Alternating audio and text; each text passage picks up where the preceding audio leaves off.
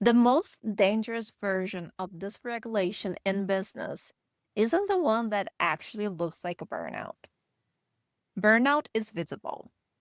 People can see it, they can name it, and they eventually get you to slow down. The version I want to talk about today is the one that looks like ambition, the one that gets rewarded, the one that feels like your edge. And that is exactly why it's so hard to see it. I am Gigi. I'm your nervous system and wealth coach, and I support high achievers.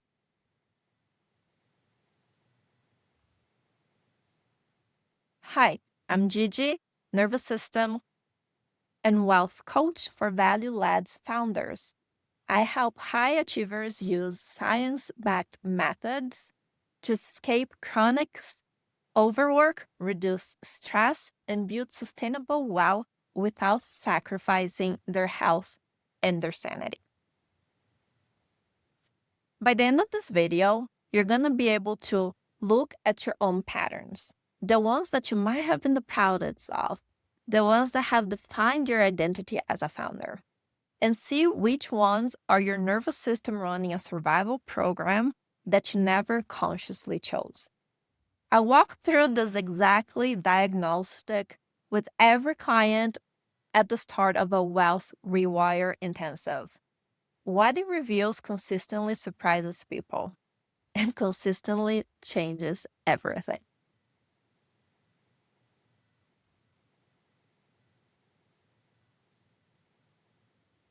Speaking of which, the Wealth Rewire is linked in the description if you already know you want to go deeper than what a video can do. If you feel this is a little bit too much, you can also always take the stress state assessment, which is linked in the description below. It takes 5 minutes and tells you exactly which stress state is running your business right now. The reason high achievers miss their own dysregulation isn't carelessness. It's because the nervous system is adaptive. And for most of the founders I work with, the hyperactivated, always on state gets rewarded early and often. You push harder and things happen. You say yes to everything and you build a reputation. You stayed up late and got results. Your nervous system made the logical association. Activation equals results, which equals safety. So we keep doing it. And then it keep doing it even when you don't need it anymore.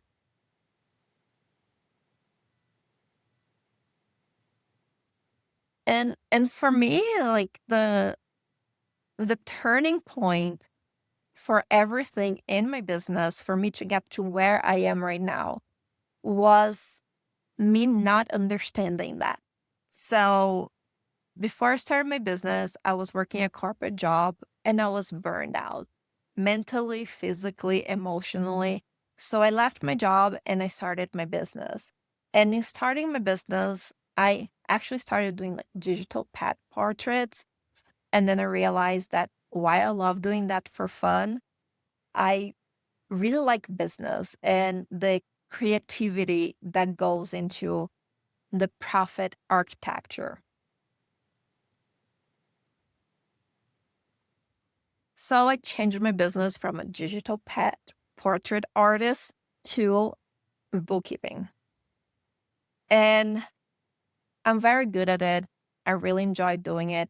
But what I noticed is there's the same pattern that I had on my corporate job, I brought into my business. So at the end of the first year, I was making more money than my corporate job. But at the same time, I was as stressed, if not more, than when I had my corporate job. And that kind of was like that light bulb moment for me that made me realize that the problem wasn't my job. The problem was my relationship with work, my relationship with responsibilities, and my relationship with making money. And the first step for me was that idea of the mindset work, which I love and I think it's very important. But what I noticed is that the mindset work helped me a little bit, but it didn't give me sustainable results.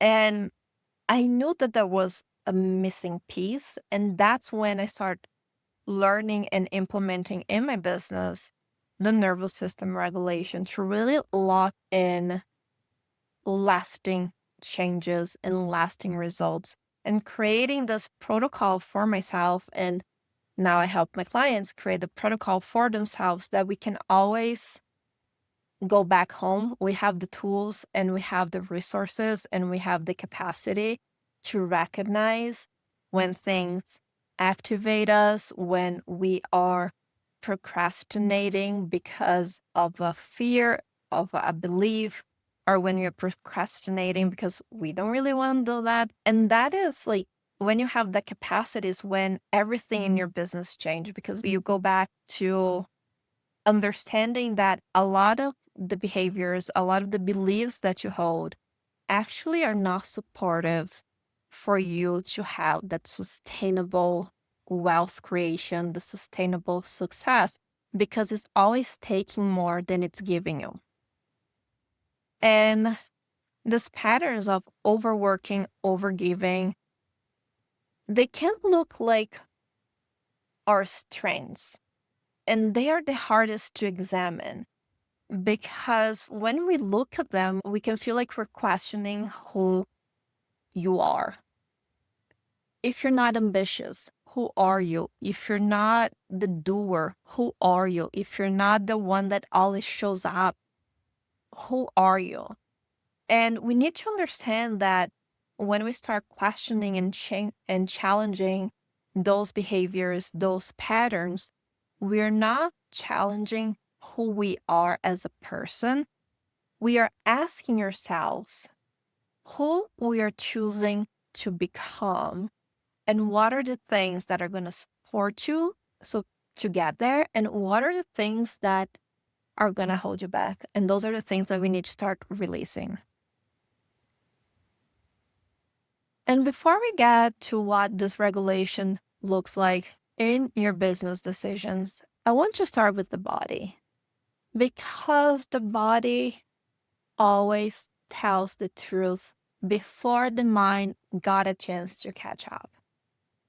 These are the physical signs that most high achieving founders have been carrying around for years, and they call it at personality traits, or they make it quirky and they make it be something like fun and self-depreciating because they think it makes them relatable, but actually is driving them to decrease their capacity. We have that waking up at 3 a.m. with your mind already running, usually on something that you cannot solve at that hour anyway. You have the jaw tension that you don't notice until either your jaw starts hurting or somebody points it out. When you're tired but wired, evenings where you're exhausted but you cannot rest. That shallow breath that you just realize that you are not fully breathing when you finally take that deep exhalation at the end of the day and it feels like you're breathing for the first time. That afternoon crash followed by the second wind at 9 p.m. that keeps you at your desk until midnight. Not because there's more to do, but because that's when the nervous system finally eases up enough to feel like flow. And none of those are pathological issues. They're all information, they're all data. Taken together, they are your nervous system leaving breadcrumbs, telling you that your productivity systems, telling you something that your productivity systems haven't been designed to hear. So tell me in the comments, which one of this have you been calling? That's just how I am. I want to know, is it 3 a.m. wake ups, the second one 9 p.m. Drop below. I'm going to read every single one of them. For me, honestly, is that shoulders up my ears. So sometimes I'm like this and I'm like, oh, I didn't even realize that my shoulders were up my ears. Now, let's look at behavioral signs. The ones that are specifically visible in how you run your business. And I want to be clear about something before I walk you through this. I'm not here to tell you that those behaviors are wrong, because they're not. Many of them help you build the business that you have right now. What I am offering to you right now is a way to distinguish between a strategy that you consciously chosen and a pattern that is running on autopilot. Because those two things can look identical from the outside and feel completely different on the inside. And there's a few like behavioral patterns that I see a lot, that over preparing for calls or for a presentation. When does preparation stop feeling like being ready and start feeling like an armor, a way to be perfect, a way to not let any cracks show? When we are over preparing for calls, we are not trusting ourselves, right? So, what I think is that there's like that fine line between being prepared and overextend yourself to the point that you don't trust yourself anymore. So I am the kind of person that when I'm doing a presentation, I do have slides and I like having bullet points on my slides because for me it's very easy to go off the tangent. But at the same time, I if I have too much on the slide or if I use like the notes to write a script of what I'm gonna say, it doesn't land because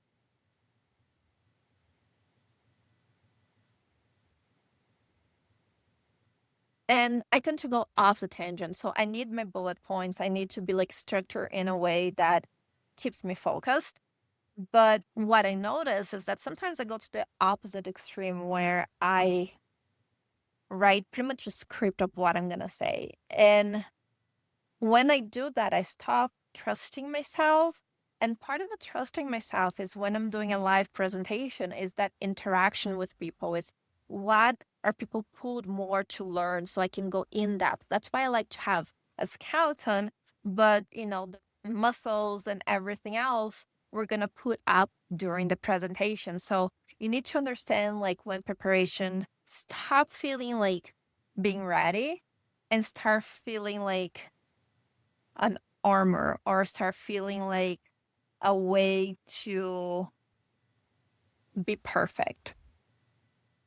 We also have that saying yes to everything. You get invited to an opportunity and you automatically say yes without even checking your calendar. But you had that gut feeling that, like, I don't think that this is a good decision for me. But you don't trust it. You just say yes because you need more visibility. And that's such a good person and such a good opportunity. And the no actually feels physical. And your body is resisting to the yes that you gave, but it's so afraid of no that you cannot give yourself that kind of boundary. And the other thing is like the launch that's been ready for months, but your perfectionism becomes a freeze response. You have, like I said on the previous video, I was talking about my client. She had everything on paper ready. She just couldn't do it. And that becomes a freeze response. And think about like all the opportunities that you're going to lose. Not only that, and all the people that you're not supporting, that you're not helping, that you're not inspiring because you are afraid of what? Not being good enough, of people disliking you. We need to observe that because that is a pattern. The other one that I see a lot is over-explaining pricing, justifying your rates. And that is not overly good because people start not trusting and has the feeling like why she's over-explaining what her price is. And you don't feel comfortable. That is that nervous system that doesn't feel safe with that exchange of you giving, but you also receiving. And for each thing, and those are just a few examples, but you have the behavior and then you have nervous system response underneath it. And those are common, those happen all the time. But if we don't start sensing it, bringing to awareness, we cannot change it. And the awareness is the first step. The tell across all of those examples, and there's many more, I'm sure if you stop and think about it, you can think about them, is that the behavior settles once the trigger is gone. The strategy settles. A well-considered plan gives you relief once it's made. Survival patterns, they don't settle. They would just find a new surface. And here's a layer that tends to hit the hardest when we really sit with it. And I want to tell you very gently because this is very important. A lot of those patterns, they didn't just happen out of nowhere. You were conditioned into them. Deb Dana is a therapist and polyvagal theory educator, and she writes about it in her book Anchored. I love this book, highly recommend it. The idea is that for many people, this regulation isn't an accident of adult life. It was an adaptation. In environments that consistently rewarded vigilance, performance, readiness, or hiding, being small, keeping yourself pleasant for the adults, the nervous system learned to treat activation as safety, not as a stress response, but as a home, as the version of you who got things done and kept people close and stay ahead of the risk. And we see this a lot with there's so many examples, like the kids that were high achieving, that was always ahead of themselves, being the best in their class. You were conditioned to always be on because that's what you were rewarded for. And if you got A minus, all hell broke loose. The other thing also that I see a lot with myself and a lot of my peers is the readers, that we learn how to read as a form of dissociation. So the word was happening around us. We be small, we be quiet, we're reading, we are in different universe, we dissociate from what is happening. Those are all like sort of a trauma response that dictates how our nervous system perceives safety. And sometimes what it feels like your drive, your standards, your edge, it's also in part a deeply learned response to an environment that no longer exists, or an environment that exists but no longer supports this new you with the vision that you have. And you build a whole identity around the nervous system adaptation. This is not a character flaw. It's one of the most human things I know, and it's worth looking at. And here's what I see happen consistently. When founders can finally look at these patterns without shame or self-criticism or judgment. And I want you to notice what I said without shame, because that's the critical piece. You don't need to dismantle your identity to regulate. You don't need to stop being ambitious or driven or high achieving. You just need to be able to see what is running the show. And you've been doing this work, building, delivering, showing up from a body that has been managing more than you know. Imagine what becomes available when it doesn't have to manage so much. If you saw yourself in any of what I just described, in the body signs, the behavior patterns, the learned conditioning, Wealth Rewire was built exactly for this moment. It's a full day intensive, just the two of us, where we map your specific nervous system patterns, understand where they came from in your business and your history, and build a clear path for making decisions from regulation rather than survival. This isn't a course you add to your list. It's a one day that changes the lenses you use for everything else and everything you build after it. The link to learn more and apply is in the description, and if you're not sure if this is for you, come find me in the comments. Tell me what resonates with you in this video, which pattern you recognize first, and we can start there. Drop a comment before you go. I want to know which pattern you recognize first, and if you haven't watched the first video in the series about the actual numbers behind what chronic stress is costing in your health, revenue, and decisions, I will link it above. It's a good companion for this one. Subscribe if you're not already, and I'll see you on the next video.